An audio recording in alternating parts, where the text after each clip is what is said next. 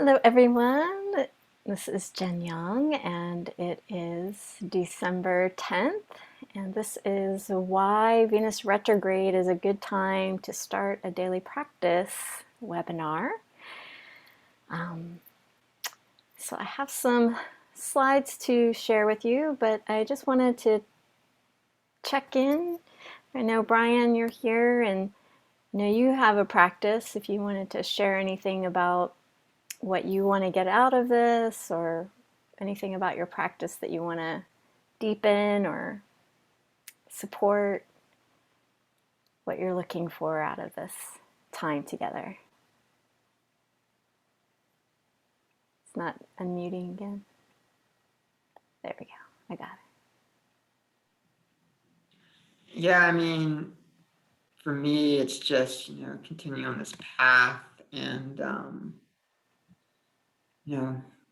just connecting with myself. I know this past couple weeks, my regular kind of daily meditation practice, it's been like there, but it's been like I'm normally really good at like meditating in the morning, but it's just like I'm like forgetting in the mornings, and it's just like I'm losing grips with it and stuff a little bit. I mean, it's been my practice for during this year. I wanted to kind of switch my practice up a little bit, like a year and a half ago. But this year I've been silent meditation in the morning and then like writing like a poem like every day this year. So that's going well. But I think this is also a good opportunity to kind of delve into something more. And it's like a really good time of year to do that too.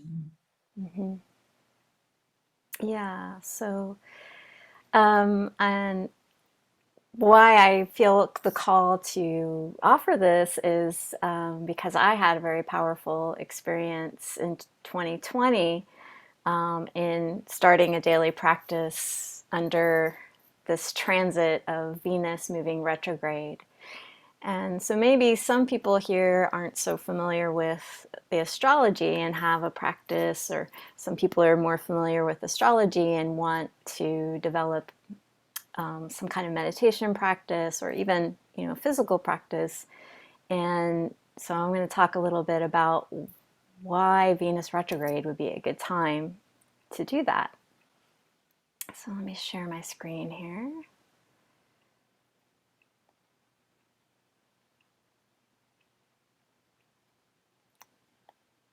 Just a minute.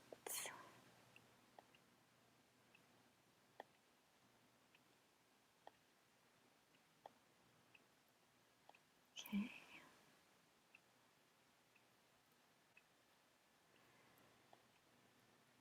All right. So Venus, we have the planet Venus and we have the goddess Venus. And the goddess Venus is the Roman version of a goddess who basically appears in many traditions in some form or another. So the goddess of beauty, of love, of connection, of physical pleasure, of harmony and balance. And in the Roman tradition and the Greek tradition, Venus was born from actually the death of one of the gods, if you will, Uranus. So he was castrated by his own children, and as his semen fell into the sea, it began to foam, and thus Aphrodite or Venus was born. So she was born from death in a respect.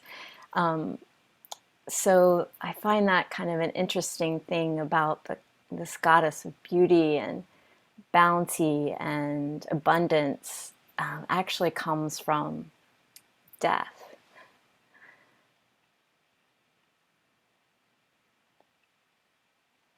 So Venus retrograde is this time period where if you look at at Venus, which right now, if you were to look at the western horizon, just after sunset, you would see Venus there. She's like a bright light.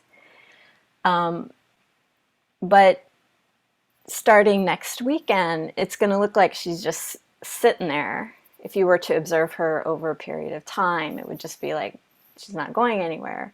And then it will look like she's going backwards in the sky. And this is from Earth's perspective, when in fact she's not really going backwards. So this is the image of her orbit around the sun. So at this point in the sky, she is in the crescent phase. So this phase here, and pretty soon she's going to be here. So like we have a new moon, we'll have a new Venus, and that's because she will be aligned between Earth and the sun. So we won't actually be able to see her because the sun is too bright for us to see her. And though she's moving around in this direction, it's going to look like she's reversing her orbit in the sky. And that's what it means to go for a planet to move retrograde. And what's unique about Venus is that her retrograde time isn't as frequent as the other planets. We often hear about Mercury retrograde, and we have Mercury retrogrades 3 times a year. People freak out about what that means. But Venus, that only happens every 18 to 19 months or so. So because it's a rarer occurrence, and it's for usually between 40 and 43 days, it's a very powerful time. And so what does it mean when a planet goes retrograde? We know what it means now in terms of the movement in the sky, but what kind of things happen when a planet moves backward or seems to move backwards? It means that their energy is a little, it can be either intensified or it can be dampened down. But it's also a time to revisit some of the themes of that planet that maybe have come up in our lives in recent time, because Venus now is moving through the sign of Capricorn, and so the themes of Venus and Capricorn are showing up. And then when she moves retrograde, the things that we have been dealing with over the last few weeks since she's been in Capricorn may come back up. So it can be such a powerful time for reflection and review. And if we sit with ourselves, we can start to reflect on how our mind works, maybe how we behave in the world. We can actually take that time to notice what's going on for ourselves, in particular around the themes of Venus, which she very much is about desires and pleasures and things that that we want, and also the things that we don't want. And I just wanted to share this little image of her movement in the sky. So this image here is basically the relationship between Venus and the Earth creates this beautiful design with this little rose in the center. And this is her movement over an 8-year period. And each one of these little curls here is her retrograde. So I thought that was such a beautiful image, and you see this reflected so often in nature, this shape. So many plants have this shape within it, and that's a very strong signature of Venus. So there is actually stories about Venus and temptation. The most famous being the Judgment of Paris. There was a wedding, and at this wedding, the gods from Olympus showed up, and there were many humans also attending, and very prominent humans. But no one invited the goddess Eris. And Eris, who is sister to Ares, the god of war, is the goddess of discord. So, of course, Eris found out that there was a wedding and that she was not invited, and she was very, very upset about this. So, of course, she created discord by throwing down this golden apple. And on this golden apple was attached a note that said, "For the fairest one." So the three goddesses, Hera, Athena, and Aphrodite, or Venus, were fighting over this apple. And so Zeus, or Jupiter, he nominated Paris, human, to decide who should get the apple.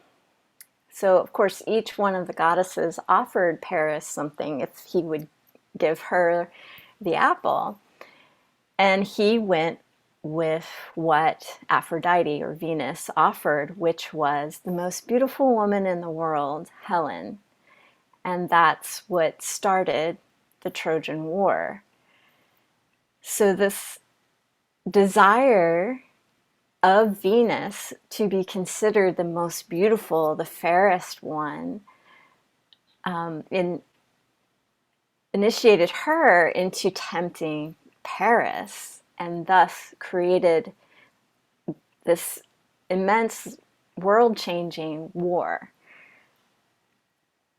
And some other stories about temptation could be associated with Venus retrograde too. We often hear about stories of people being tempted over 40 days and 40 nights, where they were in very austere practice. So the Buddha and the Christ, for example, both were tempted by adversaries, and they were tempted with sensual pleasures, and also with duty, with their own dharma, if you will. So these adversaries were saying, "I can give you all this power." And so they were able to overcome these temptations, and in so doing, realize their own divinity. And so that's really striking to me, that 40 days and 40 nights is often a theme around this, and that is the transit time of Venus moving retrograde.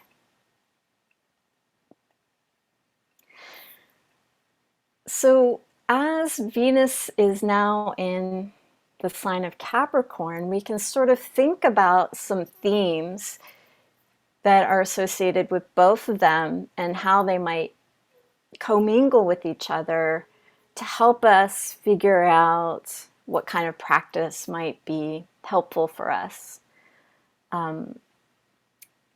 So we can look at the Venus themes of desire, of beauty and attraction, pleasure, even things like our self-worth and what our values are. These are things we can start to maybe reflect on and review. You know, how am I acting in the world from these places, from my desires, from what I value, from what gives me pleasure.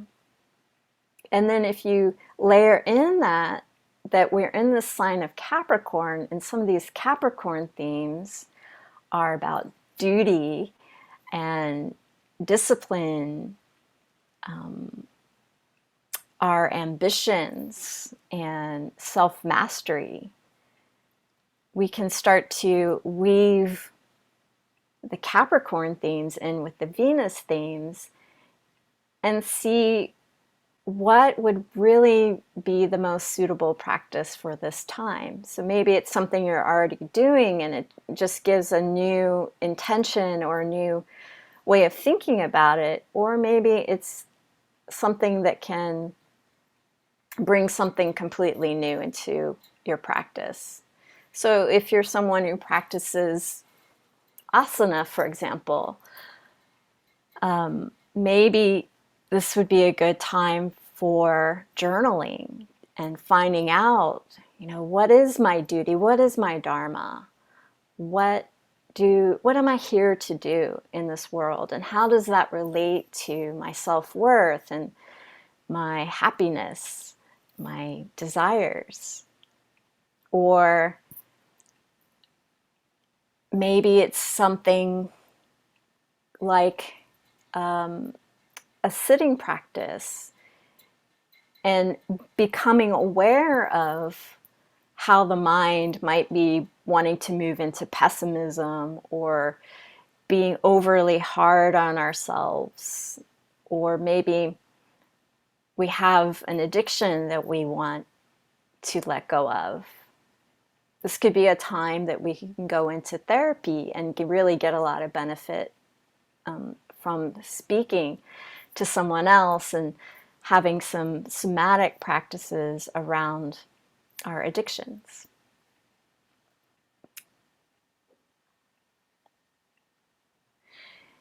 And I was really struck by Venus and Capricorn. So Capricorn is like the mountain goat. So it's often associated with mountains and trying to climb to new heights. And also it's a sea goat. So the mountains of the sea, the depths of the ocean.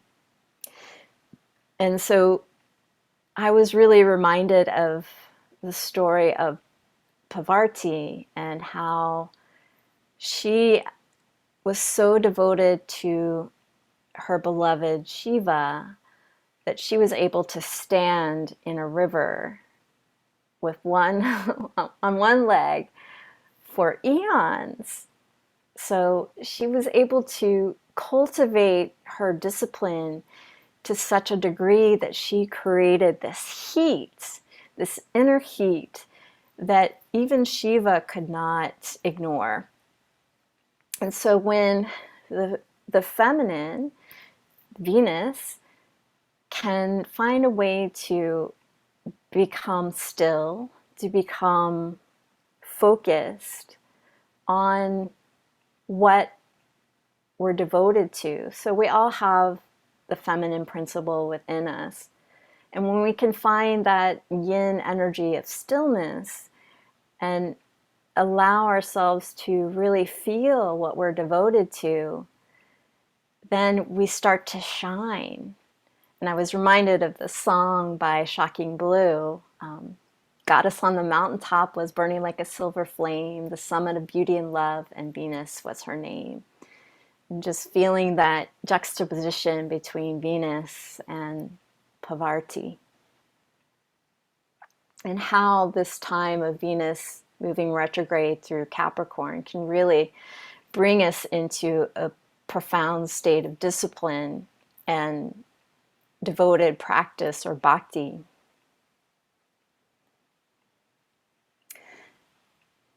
Now, we have another energy present, which is the planet Pluto. So tomorrow, Venus will be what's called conjunct. So she'll be coming together with the planet Pluto in Capricorn.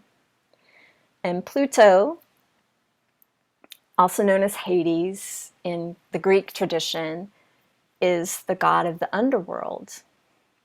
And his most famous myth is when he abducted a young girl who was human, or actually she was the daughter of Demeter, or Ceres, and he abducted her and brought her into the underworld.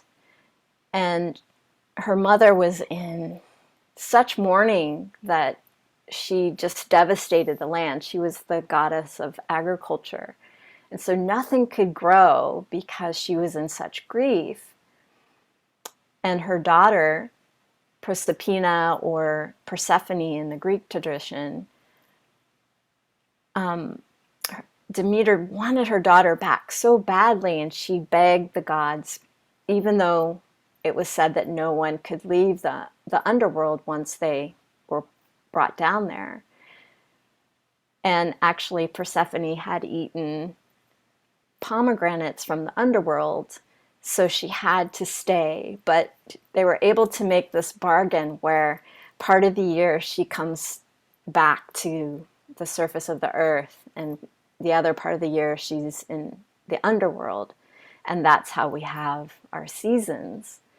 But it was Venus, or Aphrodite, who basically, what's the word? Well, I guess she gave Hades a potion to make him amorous. He wasn't really looking for a wife. He wasn't really interested in corporal pleasures. But because he had imbibed this flower from Venus, he became amorous. And this is what caused him to abduct Persephone. So this could be, a story about our temptations and how beauty and all the things about Venus, harmony, can stir us to the point where we act out, we take what's not ours to take. So I thought that was an interesting correlation, that we have these two planets meeting together. And so some of the themes around Pluto are the cycles of life, birth, death, and rebirth, the hidden things that we put into our unconscious, the collective unconscious, repressed feelings, obsessions, things that we tend to want to push away, taboos, for example. And so when we have Venus coming together with Pluto, well, what does that mean? Well, that could mean that we have this energy that caused Pluto to just start grabbing. And we can see that in our world today, how our desires have caused us to deplete the earth. We are living in a wasteland because we have become intoxicated by these Venusian energies of desire and convenience and abundance. And tomorrow Venus will be coming together with Pluto, and then she's going to move just a little bit past, and she's going to be sitting there for a good amount of time, until next Sunday. She starts to move retrograde, so she's going to cross Pluto again, and then she'll kind of be pulling that energy back. And so this could be a time where we are vulnerable to persuasion by these Plutonian energies. And we often hear about plutocracy, and we're seeing a lot of that in the world today, where the powers that be are really doing like a grab. And so that could be using those Venusian energies of desire for safety, desire for good health, desire for keeping our families fed. All of those things can really be preyed upon at this time. And so this makes it even a more important time to sit with ourselves, to notice how we're being manipulated and pulled in various directions. So I just wanted to stop for a moment and see, Brian, if you had any questions so far.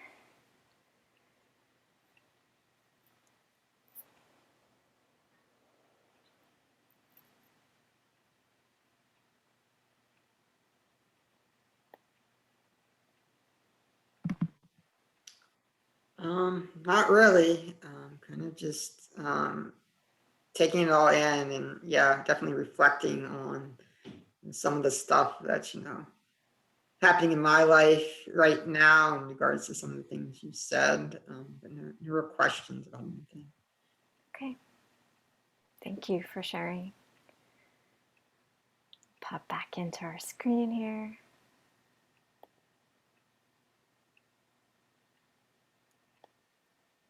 Okay. Yeah, so as I was saying, in our modern state, a lot of the confusion that we're dealing with is caused by the manipulation of our senses. We take in so much more information and sensory input in a single day than our grandparents did in maybe months or even, a full year. And I think we often take that for granted. If we really consider the amount of time where we've had things like movies and even photographs or radio or all the media that we have, it's such a teeny tiny little sliver of humanity's total history. And so we're not really built to be able to process all of that very easily. And so it's like we're just taking in all this stuff to the point where we're so overloaded.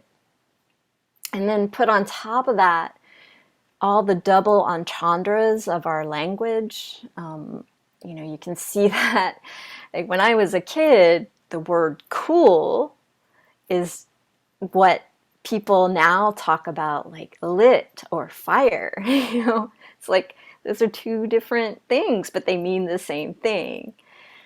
And then put on top of that all this talk about fake news and the computer generated imagery becoming so powerful now and so highly developed that you can actually completely change somebody's face, and they call that deep fake.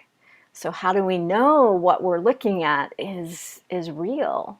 It used to be we could say, I believe it because I see it. I see it with my own eyes. But now we're so enchanted by the magic of media that it becomes highly confusing. And then add to that the fact that we're so busy, that we're so distracted from our own minds, from being able to process things, and our buttons are pushed so that we have these immediate judgments. And then advertising just really trying to pinpoint our cravings. And all of this is driven by psychology, and then we have censorship and propaganda, and it's hard to know what is true. What's happening across the world, that by the time we get to it, it may have been manipulated and changed around. We don't really know. And then of course we have subliminal messages, which we're not even aware of a lot of the time. And so, those dynamics put us into these states of attachment and aversion, and we're like this little ping pong ball going back and forth, back and forth, back and forth. I like this, so I'm going to go over here, and I don't like that, so I'm going to avoid that. And our senses are doing this all the time. It's rare that our senses are neutral about things. And so just to share a little bit about my Venus retrograde experience from 2020. As we were sitting in lockdown, and I had just kind of come across this idea about the 40 days and 40 nights of Venus retrograde. And for a long time, I had wanted to deepen my own practice and to develop some mastery as a yoga practitioner. And so as I set this intention, suddenly it became clear to me that I needed to work with the senses and work with the fifth limb of yoga, which is called pratyahara. And it just so happened as I was doing that, I was looking through an old journal and came across this dream that I had where I was in a van and it was speeding out of control. It was going downhill super fast and I was in the back of the van and I had to pull myself into the driver's seat. And when I did, I was driving backwards down the hill. I had to turn around to see where I was going.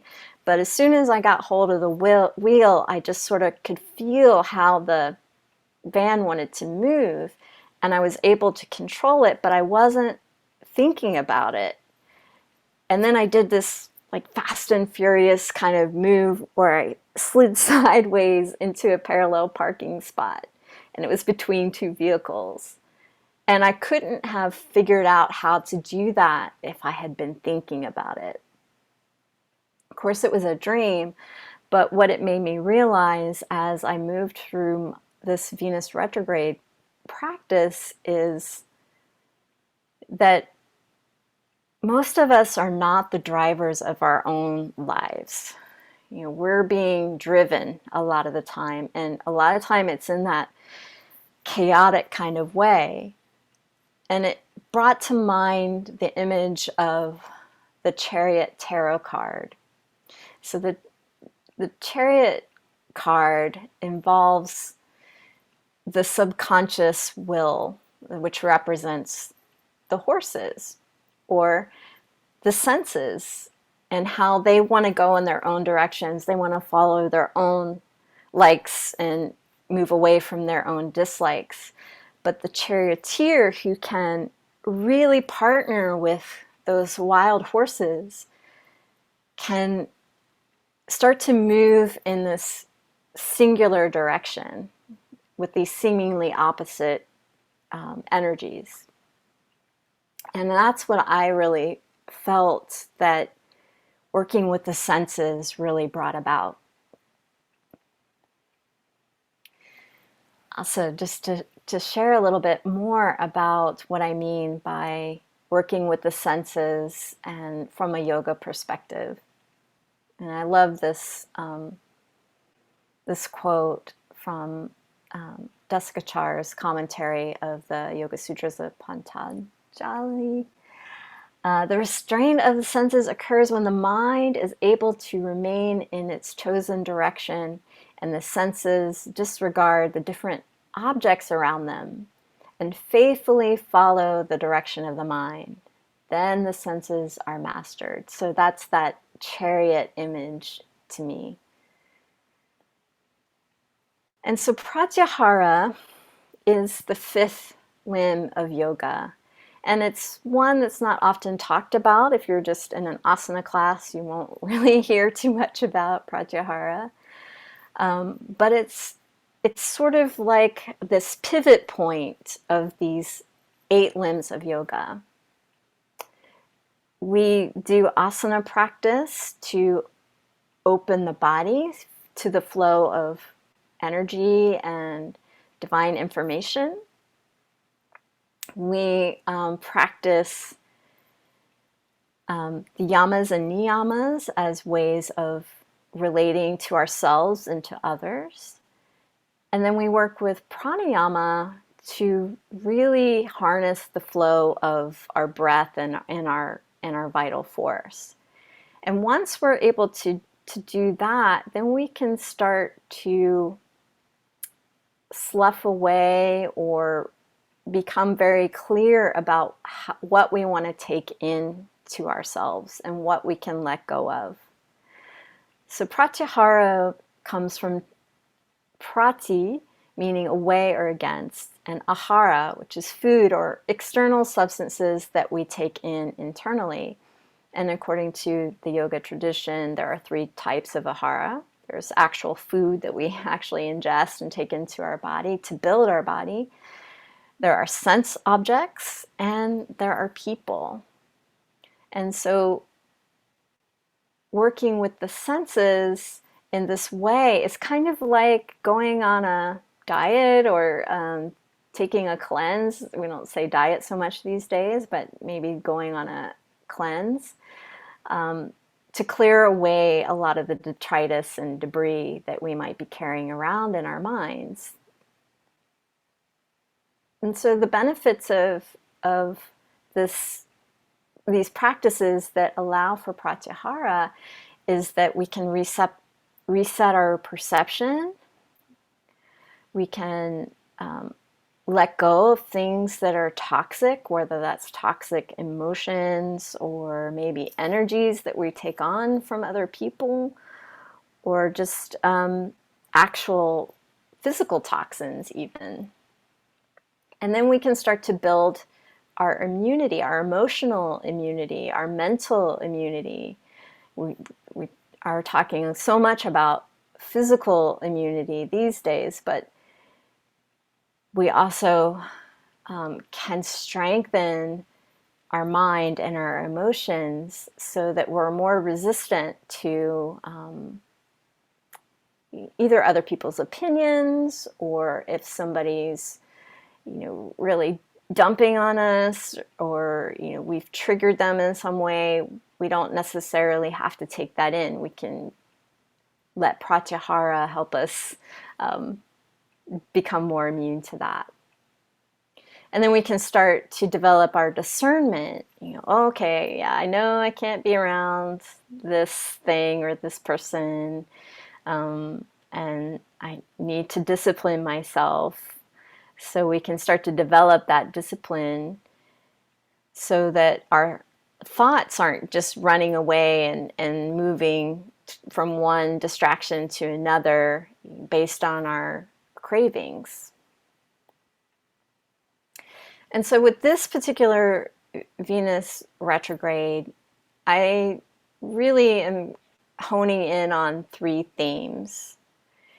So there's this theme, so with retrogrades, there's always a theme. And it really struck me about Venus and being the giver of desires and abundance, that with this energy of Venus coming with Pluto, and Pluto having its own agenda about what it wants us to do, that it will use Venus to reward those who are moving in the direction that these plutocratic or Plutonian energies want humanity to move towards. So it'll dangle that carrot or that bright, shiny object in front of us in order to get what it wants. And so we can use this time to become aware that that's happening and make our own choices. We can choose to move in the direction of that reward, or maybe we can sit back and discern that it's not right for us. And then the theme of repair is kind of a double meaning here. So repairing, what might be broken for us, or helping to heal our traumas and our wounds around our desires, around love, around connection with others, around self-worth. But we can also come together and repair, 1 + 1 becoming a pair. So there could be this theme of reunion with somebody from the past, or maybe they just come to mind. Many astrologers that I'm reading are saying that old partners or boyfriends or girlfriends may show up during this time that Venus is in Capricorn. So maybe there's some kind of something that we need to recognize and move through in regard to those relationships, either repairing them or coming back together or repairing what was broken from those relationships. And then finally, the last theme that feels really strong to me in this time is remembering. There's been so much loss the last couple of years, and Pluto being the ruler of the underworld, and we can really remember our ancestors, remember loved ones that we've lost, remember parts of ourselves that maybe have been lost or have gone into hiding for our own safety. So we can spend some time bringing back those parts of ourselves. We can spend some time coming back to who we are in our DNA by recognizing and harmonizing with our ancestors.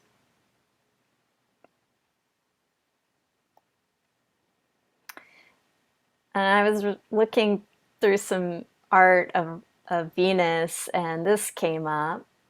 This is the same artist that did The Birth of Venus, Botticelli.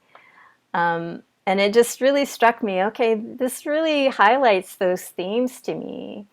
So we have Mars here, who's, the warrior, the worker, the, do, gotta go, go, go.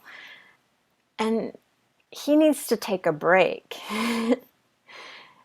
And when he does take a break, then maybe, our senses, which are represented by the satyrs here, want to come out and play and want to goof around and, do whatever they want to do. But they're doing so under the watchful eye of Venus. And it's not that she's, telling them what to do or not do, but she's very much aware of what they're doing and can witness, these representations of sensual pleasure and goofing off, if you will. So that just really struck me as a really great emblem of how we can use Venus retrograde to deepen our practice. Just her watchful gaze, but also her ability to just rest and observe, which is the essence of meditation practice. Yeah, and then I wanted to share a little bit about an offering I would like to bring forward, which would be essentially a 40-day practice. So I'm going to stop share for just a moment. So I've been thinking a lot about how I could be of support to anyone who wants to start a practice during this time, during this Venus retrograde time, and especially if they want to work with the senses in particular, because I just feel that it's so valuable to recognize what's going on, between here and here and here and the brain, all the senses. And as what I mean by the senses are the five senses and also thought. And the concept of thought as a sense took me some time to sort of figure out. And this comes from an Egyptian idea of the Eye of Horus as the emblem of all the senses coming together. And it includes thought. So I did a little bit of digging about how thought could be one of the senses. And I looked at the origin of the word think, and it means to cause to appear to oneself. So whatever we're taking in through our actual five senses, we store, and it becomes thought, and we can pull that up at any time. So then it began to become a little more clear how thought could be a sense. And also breath as one of the senses. And this comes from the yoga tradition as well, where the senses all came together, and one by one they left the body with this idea that whichever sense could leave the body and the body could not do without, that would be the king of the senses. And sure enough, all the other senses could leave the body, and the body could, maybe it would have some difficulty, but it could manage. But within minutes of breath leaving, the body went into panic and would expire. And so, of course, breath became the king of the senses. So working with these seven senses in a way where you're recognizing what they are and how they operate from your own experience, from your own sort of vocabulary and understanding, can really start to reveal the likes and the dislikes of our senses. And that is the practice that I did, and what I would like to offer as Venus retrograde begins next Sunday. So I wanted to share with you just this little write-up I did about what I want to offer.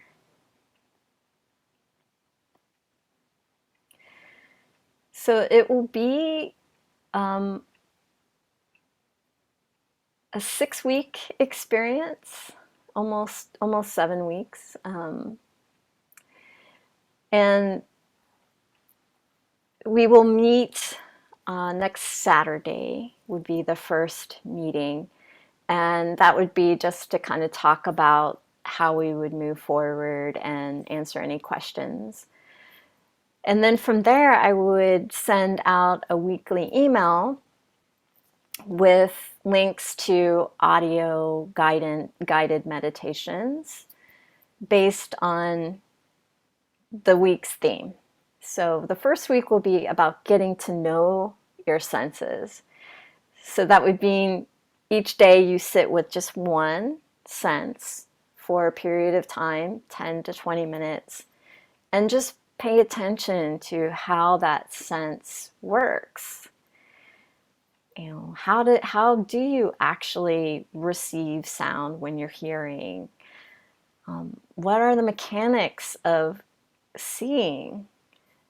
What is it to actually breathe? And so you would spend each day of the first week just noticing your senses. And I would guide you through that. And the second week is about recognizing your sense attachments. What is it that your senses crave? What appetites do your senses have? For example, for one thing I was very aware of is this dichotomy I have with my sense of sight. I really love nature, being outside, looking at beautiful flowers, beautiful trees, the sky, the birds, and beauty. But I also have this craving for violence by watching action movies, martial arts movies. And so I had to acknowledge that about myself, that I have these two different ways of seeing that I crave. And then, of course, ironically, or coincidentally, my aversion in sight is for violence. So I'm usually watching those movies like that.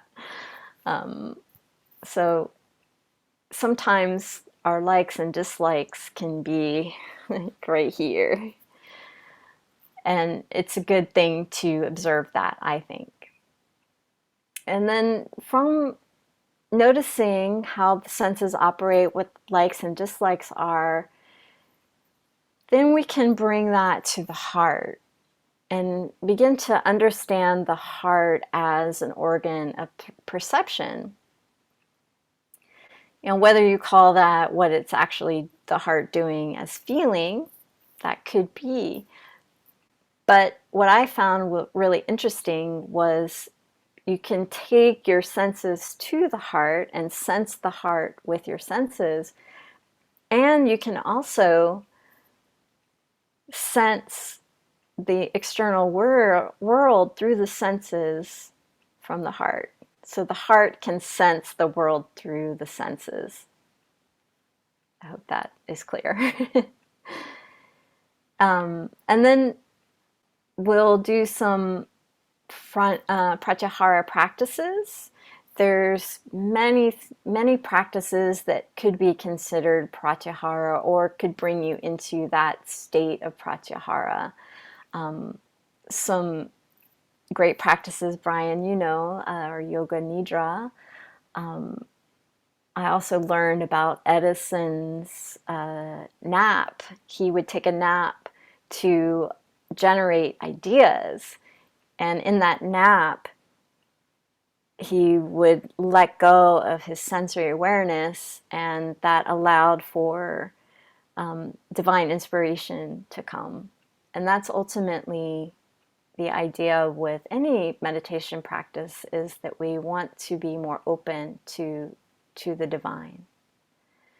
And then our final week will be to integrate pratyahara and set yourself up for regular practice going forward. Once Venus starts to move forward again, we still want to keep up with our practices as much as we can so that we really get the most juice from starting a practice. So what, if you wanted to join me, what you would receive is we would meet every week for about 60 minutes, and I would talk a little bit like I am here about what to look for during the week, some other insights that had come to me through the practice I did in 2020, and then we would just have a conversation with each other, develop community, support each other, maybe even have people team up for accountability. And you would get the recordings and transcripts of those talks. And then I would send you an email the beginning of each week and maybe a check-in email through the week with links to the audio practices, just so you have some guidance. Of course, you can do these practices on your own, but you might find it more helpful to have somebody's voice in your head guiding you through these practices. And then as a bonus, I give you a discount on my book, which is about this very subject, about Venus retrograde and harnessing the power of the senses. And I don't have a publication date just yet, but you would be first to know for sure.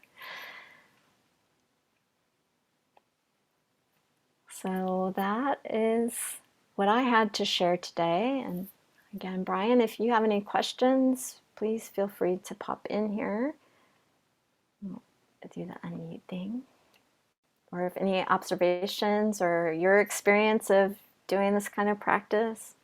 Yeah, just I guess more observations. Yeah, it's a lot of it's kind of ringing true stuff with like stuff that's been coming up with me a lot about like an ex partner.